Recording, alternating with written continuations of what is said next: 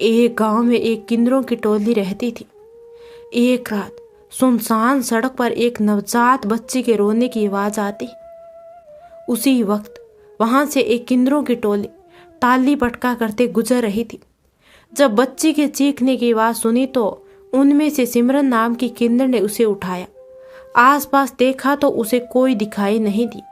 वह बोली, बाप रे बाप, इस मासूम बच्ची को देखो रे, कैसे मरने के लिए छोड़ गए। दूसरी शीला कहती, चलो रे चलो, इसे पुलिस को सौंप देते हैं, हमें इन लफड़ों में नहीं पड़ना। और सिमरन के अलावा सभी उसकी हाँ में हाँ भरते हैं। लेकिन सिमरन ने जब उसे गोद में लिया तो उसके अंदर ममता की भावना पैदा हो गई। वो बोली, नहीं रे बाबा, किसी को ना दो, इस मासूम बच्ची को खुद ही परवरिश करूंगी इसके। सभी साथी किन्नरों ने बार बार मना करने पर भी सिमरन उसे अपने साथ ले आती है। गुरु माँ ने भी कहा कि सिमरन, कल को जब ये बड़ी हो जाएगी तो सारे समाज की तरह हमसे नफरत करेगी। ये परिवार सब कुछ हमारे सुख में नहीं है रे सिमरन। लेकिन सिमरन नहीं मानी और उसकी परवरिश करने लगी। नाच गाने में भी वह बहुत कम जाती थी और ज्यादा से ज्यादा उस बच्ची आरुषि का ध्यान रखती। उसके लिए गाय का ताजा दूध लाती ताकि बच्चे में माँ के दूध की पूर्ति हो सके।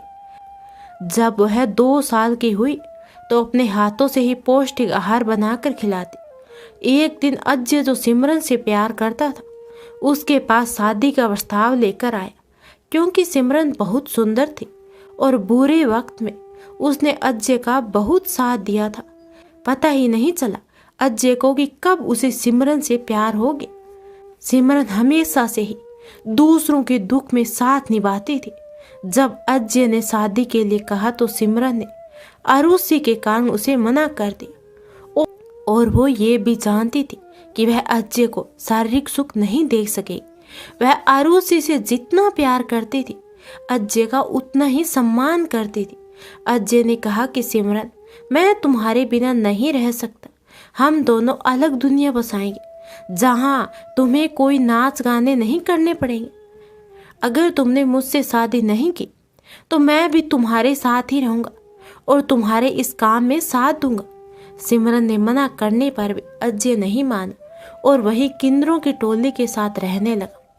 आरुषि अब स्कूल जाने लगी थी। सिमरन उसे खाना खिलाकर अपने साथ स्कूल लेकर जाती। उसके साथ हंसते खेलते कब समय बीत जाता पता ही नहीं चलता।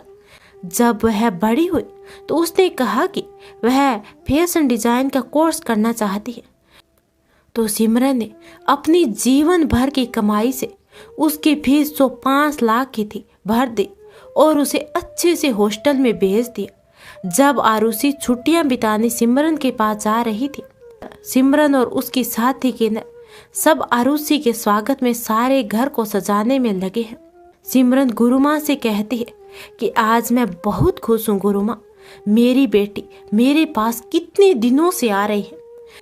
तभी सालू कहती है कि बस करे सिमरन, इतने सपने मत देख रे। देखना एक दिन तेरी आरुषि तुझे छोड़कर किसी और के साथ चली जाएगी और तू यूं ही अभागिन बनकर रह जाएगी। सिमरन कहती है कि देख रे सालू, मेरे को जो बोलना है बोल ले, मैं सुन लूंगी, लेकिन मेरी बेटी के बारे में एक शब्द भी उल्टा सीधा नहीं सुनूंगी। गुरु माँ दोनों की बहस को शांत करवाती है। सिमरन अजय से कहती है कि अरे अजय, तू अभी तक यही है, मेरी आरुषि को लाने नहीं गया। अजय कहता है कि ट्रेन को आने में अभी 2 घंटे हैं, बेटी के आने में आप बहुत ज्यादा ही उतावली हो रही हो। सिमरन ने हर चीज आरुषि के पसंद की तैयार करवाई। थोड़ी देर बाद उसकी साथी किन्नर बोलती है कि हम दूसरों की खुशियों में भी तो खूब नाचते हैं, चल ना आज हमारी खुशी जो आरुषि के रूप में आने वाली है, हम भी नाचकर खुशी मनाएं। इस तरह वह ताली पटके करके नाचने लगी। कुछ ही देर में वहां अजय आरुषि को लेकर आ जाता है और उनको इस तरह नाचते देखकर उसे बहुत बुरा लगता है। सिमरन उसे आते ही ढेर सारा प्यार करती है, छोटी बच्ची की तरह उसके ऊपर खूब प्यार लुटाती है। सबसे पहले सिमरन उसे गुरु माँ के पास उनका आशीर्वाद दिलाती है। गुरु माँ उसे भेंट के स्वरूप में भारी सोने के कंगन देखकर कहती है, आरुषि तुम्हें कैसे लगे ये कंगन? आरुषि कहती है, गुरुमा ये तो बहुत पुराना डिजाइन के है, लेकिन कोई बात नहीं, मैं काम चला लूंगी। सिमरन की दूसरी साथी कहती है कि कोई बात नहीं रे आरुषि, मैं तेरे लिए नए डिजाइन के झुमके बनवा दूंगी। सिमरन के साथ सभी साथी किन्नर भी उसे अपनी बेटी ही मानती थी।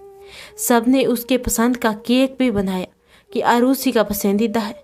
वो देखेगी तो बहुत खुश होकर हम सबको अपने हाथों से केक खिलाएगी। लेकिन आरुषि को जब केक काटने के लिए कहा तो उसने कहा कि बहुत थक गई हूँ मैं, मुझे आराम करना है, कहते हुए अपने कमरे में चली गई। अब सालू को मौका मिल गया फिर से सिमरन को ताने मारने का और कहने लगी, देखा हमने उसके लिए कितनी सारी तैयारियां की और उसने तो सबसे मुंह फेर लिया। गुरुमा कहती है, बच्ची अरे सच में थक गई होगी, जा सिमरन जरा देख तो उसकी तबीयत तो ठीक है ना। सिमरन आरुषि के पास जाती है और वह बहुत ही प्यार से पूछती है, क्या हुआ बेटी, तू वहां से इतनी जल्दी क्यों चली आई? तेरी मौसियों ने तेरे लिए कितनी सारी तैयारियां की थी। आरुषि कहती है, क्या माँ, हर वक्त बस आपको नाचने के अलावा कुछ और नहीं सोचता, हरदम ही नाचती रहती है। दम घुटता है मेरा आपके इस झूठे प्यार के नाटक से। सिमरन की आंखें भर आई। वह आंसू पोंछते हुए कहती है कि छोड़ सभी बातों को, तू ये बता तेरा कोर्स कैसा चल रहा है, कितने दिन की छुट्टी मनाने आई है? आरुषि कहती है, मैं वो कोर्स नहीं करूँगी, अब वो मुझे अच्छा नहीं लगता। सिमरन उसे कहती है, तुम्हें तो वो ही कोर्स करना था ना बेटा, मैंने 5 लाख रुपए भरे हैं और तू ऐसे छोड़कर आ गई, मुझे पूछ तो लिया होता कम से कम। आरुषि गुस्से से कहती है कि आपको जानती हो उस कोर्स के बारे में जो मैं आपको बताकर छोड़ दी? आखिर थे तो नाच गाने के पैसे ही कौन सा महान काम करती हो। सिमरन कहती, सही कहा आरुषि तुमने, नाच गाने से ही तुमको इतना बड़ा किया है पाल पोस कर, नाच गाने से ही हमारी रोजी रोटी चलती है। इतना कहकर सिमरन वहां से चली जाती और छत पर जाकर खूब रोती है। वहां अज्जी भी आ जाता है और उसके आंसू पोंछकर कहता है कि तुमको मैंने पहले ही कहा था ना सिमरन कि हम अपनी अलग दुनिया बसाते हैं, लेकिन तुमने आरुषि के लिए अपनी सारी खुशियां कुर्बान कर दी। सिमरन कहती है कि नहीं, वो अभी बच्ची है, जब उसे गलती का एहसास होगा तब मुझसे माफी मांग लेगी, कहकर वहां से चली गई।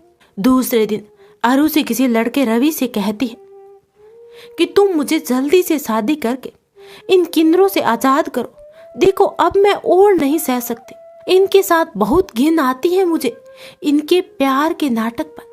लेकिन रवि की नजर तो उसके गुरुमा के दिए हुए कंगन पर थी और पूछ ही लेता है कि ये कंगन तो बहुत भारी लगते हैं, किसने दिया आरुषि?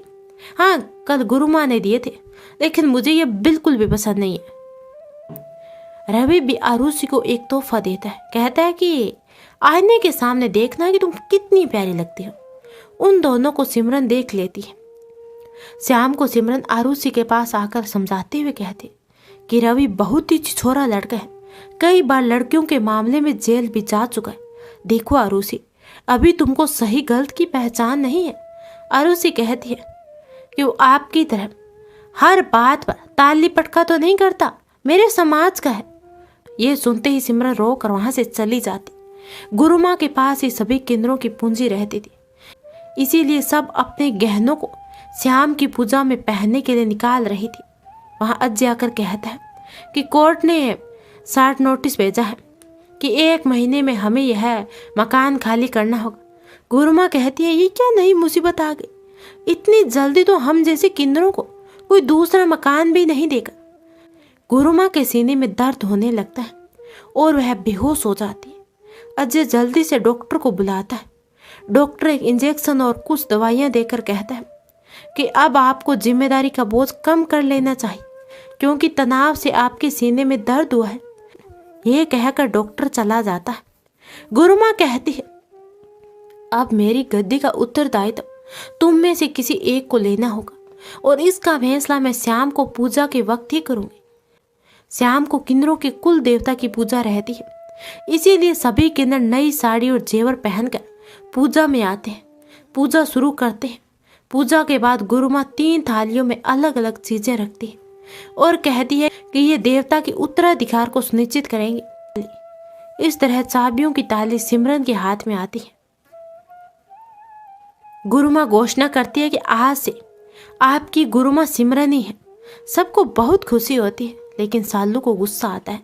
दूसरे दिन अजय कहता है कि एमएलए साहब के पोता होने के उपलक्ष्य पर बधाई देने के लिए निमंत्रण आया है, इसीलिए सिमरन तुम लोगों को शाम को तैयार रहना।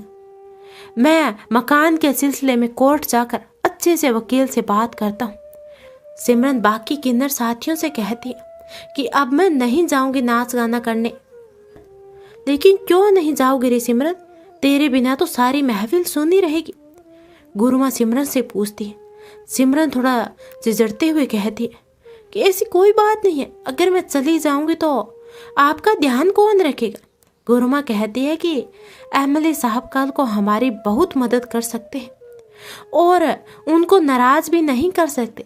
सबके जोर देने पर सिमरन नाच गाने के लिए चली जाती है। वहाँ बच्चों को बधाइयाँ देते हुए और खूब नाचती है। तभी वहाँ आरुषि अपनी सहेलियों के साथ आती है। बड़े साहब पूछते हैं कि अरे सिमरन, ये आरुषि तो बहुत बड़ी और सुंदर हो गई, तुम्हारी बेटी है ना? ये सुनकर वहाँ मेहमान आपस में बात करते हैं कि अरे ये आरुषि किन्नर की बेटी है, देखो तो इनके साथ ही रहती है। ये शब्द सुनकर आरुषि रोते हुए वहाँ से चली आती है। सिमरन भी उसके पीछे पीछे चली आती है। आरुषि ने आज वही सलवार सूट पहने थे जो सिमरन ने उसे तोहफे में दिए थे। वो गुस्से में अपनी चुन्नी उतार कर आरुषि लाइटर से जलाने लगती है। इतने में वहां सिमरन आ जाती है और उसे बुझाकर कहती है कि ये क्या कर रही हो बेटी? आरुषि कहती है, घिन आती है, आपकी हर चीज से नफरत करती हूँ। मैं आप लोगों से बचपन से लेकर आज तक सब लोग मुझे आपकी बेटी कहकर, मेरे दोस्त सब मुझे अजीब नजरों से देखते हैं। हे भगवान, मुझे इन किन्नर की बेटी ही बनाना था। अब आप चले जाइए, मुझे आपकी शक्ल भी नहीं देखनी। सिमरन कहती है, आरुषि तेरे लिए ये नाच गाना सब छोड़ दूंगी। बेटी तू ऐसा मत बोल, तू तो मेरे जीने का एकमात्र सहारा है। और फूट फूट कर रोने लगते हैं। आरुषि चिल्लाती, आप मुझे अकेला छोड़ दीजिए, यहाँ से चली जाओ। सिमरन को आज पहली बार किन्नर होने का बहुत दुख हुआ।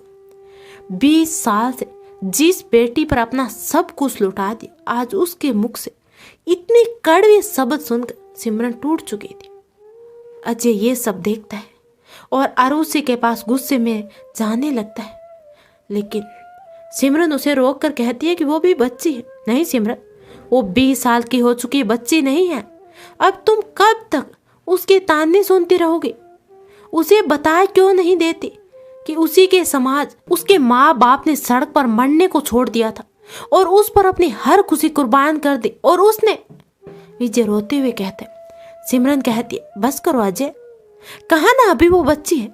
नहीं सिमरन, उसके पर निकल आए हैं, 2-4 दिन भूखे रहेगी तो अपने आप अकल ठिकाने आ जाएगी। गुस्से में सिमरन कहते, ये क्या बोल रहे हो अजय? उसमें मेरी जान बसती है, मैं उसके साथ इतनी कठोरता नहीं कर सकती। यह कहकर वो चली जाती। रवि फोन पर किसी से बात करते हुए कहता है, बहुत ही कड़क माल है, उसके पैसे तो लगेंगे ही, बस वो तो मेरे साथ अभी चल सकती है, लेकिन तुम्हें एक कीमत सही लगानी पड़ेगी।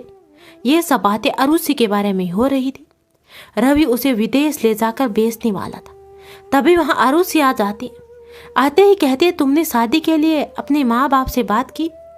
रवि थोड़ा उदास होकर कहता है, देखो आरुषि, मैं तुमसे बहुत प्यार करता हूँ और तुम्हारे बिना नहीं रह सकता। मैंने अपने माँ बाप से बात तो की, लेकिन उन्होंने कहा कि शादी में किन्नरों की पूरी टोली आ जाएगी। देखो आरुषि, मेरे पापा को अपनी इज्जत प्यारी है, पूरे शहर में हमारी थू थू हो जाएगी।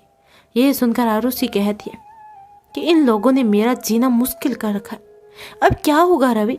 रवि कहता है, लेकिन तुम चिंता मत करो, दुबई में मेरी जॉब लग गई है और हम वहीं जाकर शादी करेंगे, लेकिन एक परेशानी है। आरुषि कहती, क्या है? बोलो ना। रवि कहता है कि पासपोर्ट और वीजा के लिए 2 लाख रुपए की जरूरत पड़ेगी। आरुषि कहती है, कोई बात नहीं, मैं अपनी किन्नर माँ से मांगती हूँ। शाम को जब सिमरन आरुषि के लिए दूध का गिलास लेकर आती तो आरुषि कहती है कि माँ आओ ना मेरे पास बैठो, मैं सोच रही थी कि मैं एक अच्छा सा कोर्स कर लेती हूँ। सिमरन कहती है कर ले बेटी, मैं तो खुद यही सोचती हूँ कि तू पढ़ लिख कर अपने पैरों पर खड़ी हो जाए। आरुषि कहती है ठीक है माँ, आप मुझे 2 लाख रुपए दे दीजिए। सिमरन कहती है कि बेटा मैंने अपनी सारी पूंजी तो तेरे पिछले कोर्स में लगा दी, अब तेरी मौसियों के रुपए हैं जिनको मैं खर्च नहीं कर सकती, लेकिन तू चिंता मत कर, मैं किस्तों में तेरी सारी फीस भर दूंगी, ठीक है, बस तू अपनी पढ़ाई पर ध्यान दे। ये कहकर सिमरन चली जाती। दूसरे दिन सिमरन की तबीयत खराब होने से वह साथियों के साथ नहीं जाती। किसी जगराते में रात को मुंह को पूरी तरह ढके हुए एक चोर आता है और गुरुमा के कमरे की तिजोरी से गहने और रुपए का थैला भरकर जाने लगता है कि गुरुमा की आंखें खुल जाती हैं। उसकी पीठ से शर्ट को पकड़कर जोर जोर से चिल्लाने लगती है। उसकी आवाज सुनकर सिमरन दौड़कर सीढ़ियों से ऊपर आती है। इतने में वो चोर गुरुमा को धक्का देकर उसके कमरे को बाहर से कुंडी लगाकर और भागने लगा। सिमरन ने नीचे उतरते हुए पकड़ लिया और रुपयों का थैला लेने लगी। सीना झपटी में चोर के चेहरे का नकाब उतर गया। सिमरन तो चेहरा देखकर चौंक गई क्योंकि नकाब के पीछे रवि था। तभी वहां आरुषि आ जाती है। सिमरन कहती है कि अच्छा हुआ जो तू आ गई बेटी, मैंने कहा था ना कि रवि अच्छा लड़का नहीं है, अब खुद अपनी आंखों से देख ले। आरुषि कहती है चुप कर केंद्र, इसने और मैंने मिलकर ये चोरी की।